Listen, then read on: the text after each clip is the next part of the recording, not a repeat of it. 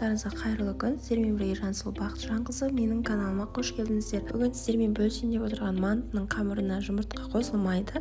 Бұл рецептпен қонақ күтерде алғаш рет ойланбай жасап көріп, ойымдағыдан да керемет шығып, қонақтардың барлығы дән риза болған соң сіздермен де бөлісуді жөн көрдім. Суға тұз қосып, ұнға салып қамыр илейміз. Бастапқыда қамыр кішкене қаттылау болады. Алайда менің видеода көрсетіп тұрғандай осылай жазып, қайтара илеп, бастырып 30 минутқа қойып қоямыз. Дәл осылай қамырды екі қайтара илеп, қамырдың иін қандырамыз. Одан соң қамырды бірнеше бөліктерге бөліп, оны осылай дөңгелектеп жаямыз. Содан соң видеода көрсетілгендей бірнеше бөліктерге бөліп, барлығын целлофанның астында ұстаймыз.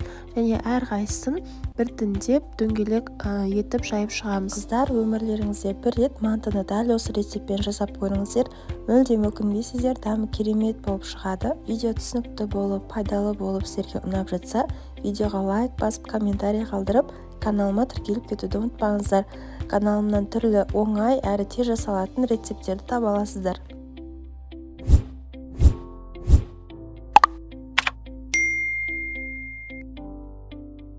Қамырымызды жайып дайындап болған соң, ішіне начинкасын салып түйеміз.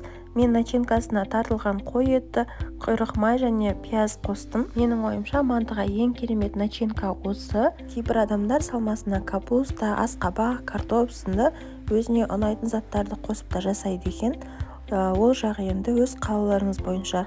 Мантының барлығын түйіп болған соң, манты қазанға салып 40-45 минут пісіріп аламыз. Мантыларымызды манты қазанға жағастырып отқа қойған соң, мен міндетті түрде мантының бетіне құятын подлив жасаймын. Подливті қызанақ, болгар бұрышы, пиязды қуырып жасаймын. Сонымен манты піскен соң бетіне құйып, дастарханға ұсынсаңыздар болады. Өте дәмді болып шығады. Міндетті түрде жасап көріңіздер. Сіздермен болған Жансұлу, сау болыңыздар.